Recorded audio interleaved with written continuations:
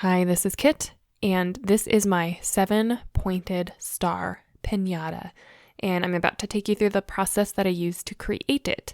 It took me about 4.5 hours in total, which I know from the video footage that I captured, and it took me about a span of 5 days because you, of course, have to let the project dry.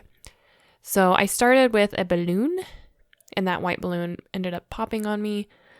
And I used butcher paper to make cones for those points. So the footage is extraordinarily sped up just to make it painless for y'all. But securing the butcher paper with some tape.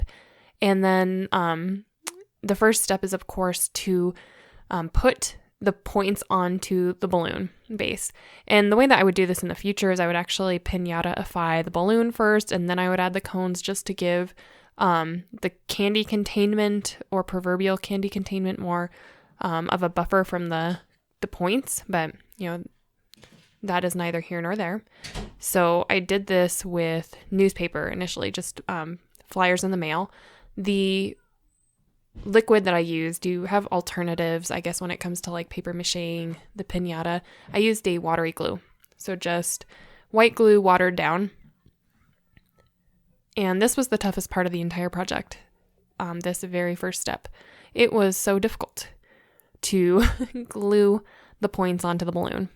So it sped up a lot, but this took the most time. It was the most tedious step of the entire project. Everything else was actually quite easy from here. So I used a balloon, or no, I didn't use a balloon. I did use a balloon, but I used a bowl to kind of set the balloon into as my base. You can see here I just slowed down the footage a little bit.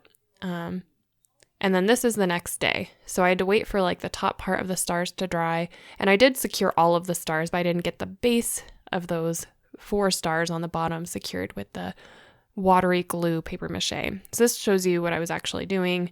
To create that watery glue, you just put some white Elmer's or off-brand glue. And I even made sure I got all of that glue from the bottle.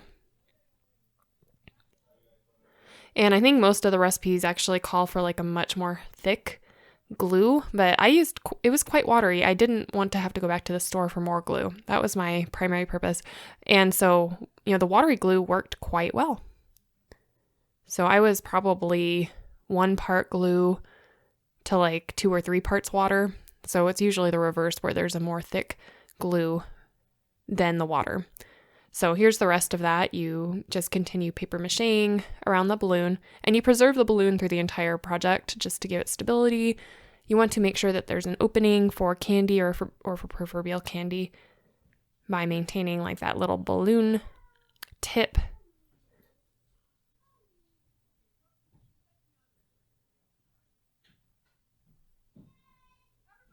But the newspaper actually did not do great absorbing the watery glue, and I would assume it would be similar to like a flour water, but this gave me at least the base to work from. And I tried to clean up after the project little by little. So there you can see it. It's ugly, looks horrible, and at that part of the project I was not confident that this was going to work. So again, making that watery glue, and I went to butcher paper at this stage, and that was mostly because I didn't have any more newspaper. It's just hard to access newspaper nowadays, but I actually highly recommend butcher paper because it's just a thicker paper. It's very absorbent, and so by adding 1 piece of butcher paper, I think it's like equating to at least 2 sheets of newspaper structurally. Now, I started with very thin strips of butcher paper because I think I read that you should do everything with thin strips when it comes to making a piñata. But I have to say, I ended up going to 4-inch wide strips of butcher paper. That was the sweet spot. And in a little while, I'm going to slow down the footage just a smidge to show you what I mean. But the little strips, you just have, it has problems bonding to itself, and you have curling occur. And there's just no structural integrity to the really narrow strips. So you can see, those 1-inch to even 1/2-inch strips that I was playing around with in the beginning. That is a major lessons learned. Don't do narrow strips. Do big strips as much as possible. At least for this, there just is large area, surface area to cover. So it might be different if you're doing a very intricate project, but for this, no. For 7-point start, yep, see, I start transitioning to the larger strips at this point. I'm like, what have I been doing? Oh, there was a little bit of like tiny strips happening.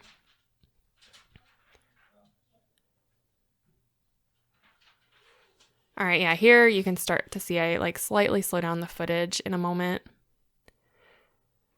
So I actually do this kind of swooping up thing, like where I start under and then I have the ends go over the top of wherever I am. So the gravity is actually pulling down on the ends at the top. This was the best way to secure that second layer with the butcher paper, 3 to 4 inches wide. You can see how it's, pulling up and then over. It was just really nice. It created a really good surface and it bonded well, like extraordinarily well. I ended up covering some of my ticky-tack tiny strip stuff with like that larger strip of butcher paper later. It's kind of fun in the footage, like the sped up footage, you can see it actually drying. The butcher paper turning from dark into like a lighter brown again.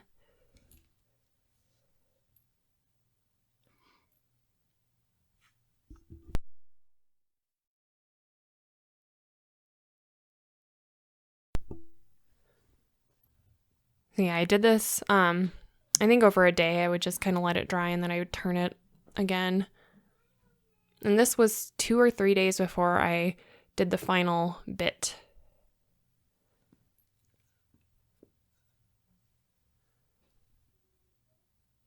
A neighbor kindly gave me a huge roll of butcher paper, which was just so perfect for this project, as it turned out. It isn't what I was looking for. I was asking all my neighbors, like, does anyone have newspaper? Does anyone take a newspaper?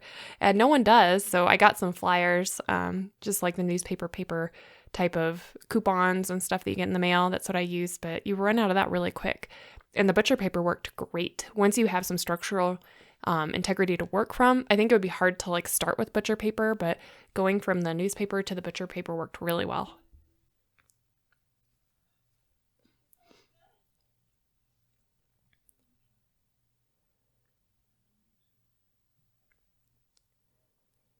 Now, I also use tissue paper, and it looks horrible at first when it goes on.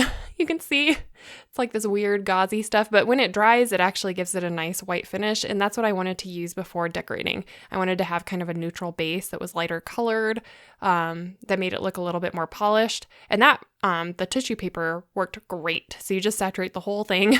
It absorbs the glue water really well, and this is really where I concluded everything. And then what you do after you put that, like the saturated tissue layer down, you actually go back and you can cover it with like a perfectly dry tissue paper and it sticks to itself. So I was able to do 2 and 3 layers of tissue paper in this stage doing it that way, just adding the extra kind of dry, and it helps it dry faster, it absorbs, gives it a little bit more layers. So I think overall it was really good.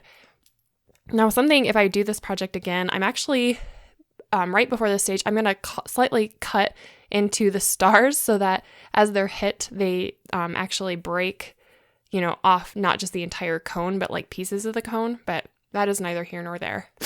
Now, this is like a really sped up footage because this was the longest section of the project, was decorating.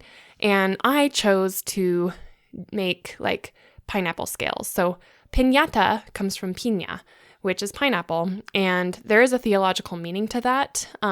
And I'm going to link to a great explainer when it comes to like the pineapple or the piñata being a theological teaching tool. And I have some of my video toward the end that shows how we use this as a party/fun lesson for my son's confirmation. But it took a little bit of time. It was 8 sheets of green paper with a round puncher, but it ended up looking great. And the idea was I wanted it to look like a pineapple, but I also, if you look closely, it kind of looks like dragon scales. And the point of a piñata is actually you're destroying evil. So that was kind of part of the lesson and the fun of using this for a confirmation party specifically. So it took a little bit of time, but actually not a horrible amount of time. I think this whole decorating took me like an hour and 40 minutes based on the footage. It's kind of nice capturing this all on footage because I knew exactly how long it took me. There's the little flourishes of the pineapple on the top using tissue paper. And then I got 7 different colors of tissue paper. Actually, technically 8, because I wasn't sure what I was going to do with the kind of piña base until I was making it. But I did a layer of just straight paper, and then I cut I cut little halfway strips of the tissue paper so that there was like little flourishes sticking out. You can kind of see that in the footage. And that worked out well, but it is a little tedious. So, I mean, you could just straight up cover it with like streamer. I guess it's not tissue paper, it's streamer. My apologies.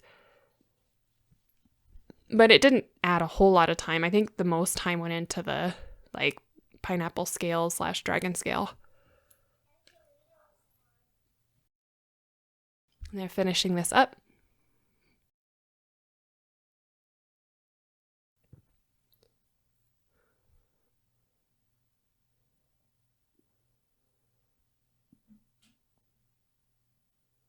So 7 different colors, and of course the theological meaning of a piñata is that you have the piña, which is a pineapple, which is meant to be like worldly desire, or the dark one, the allure of evil, and you have the 7 spikes, which are the protection of like the allure of this world, and the dark one, that is the 7 deadly sins.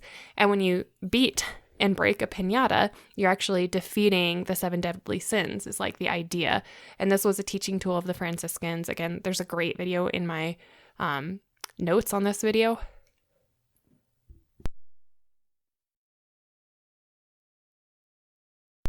And by the time I got to the yellow, which is the last one, I really got the whole decorating down. That one went super fast.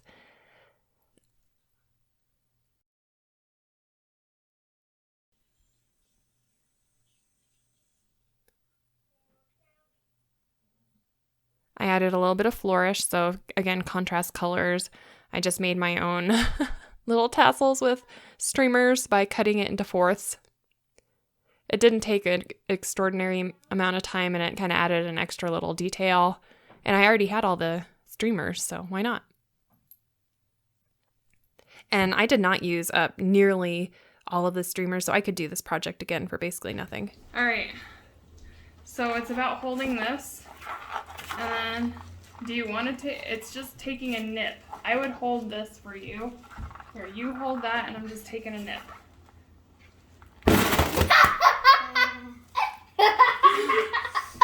Alright, well, that was different than what I thought it was going to be. But we got a piñata. Nice! Yep. Piñata! So, make this a little bit bigger. Let's see what's in here. There's nothing in there, it's just air. It's a vacant cavity. That was a... Okay, you could crush it.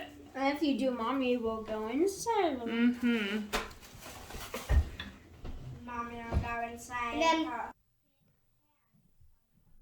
So I ended up using hangers to kind of suspend it, and actually it wound up not being enough. You can see I have footage from when we broke this thing, and the hangers came off and the piñata fell down.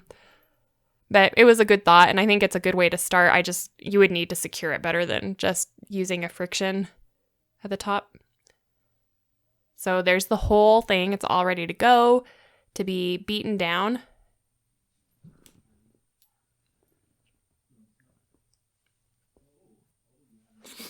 And I'm going to include some of our video footage, and then I have one that has sound, like that has a little bit of a theological message that we did at a teaching moment. So everyone was blindfolded. They used the stick, which was the stick of virtue, and while they were beating it, we chanted the 7 virtues. So swing for faith, swing for hope, swing for charity, for justice and prudence, temperance, and oh, I think I got them wrong. Anyway, you'll hear it in the footage soon. But it's actually a great way to memorize. Oh, see, it just fell down. So I had to go and I just used some ribbon to tie it. You can see there.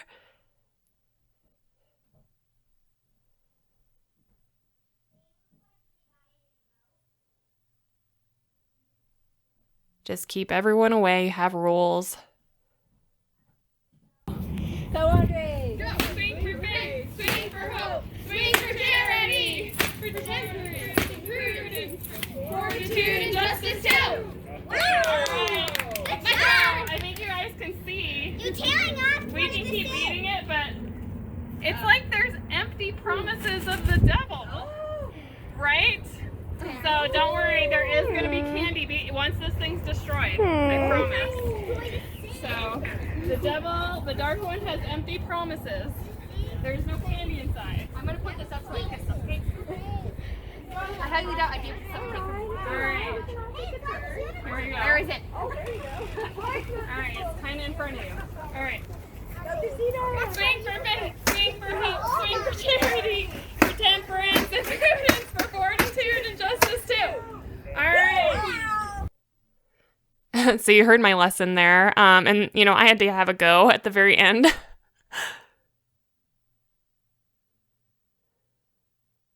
So I was the first one to figure out, like, you could swing from the bottom or whatever, but it was done at that point.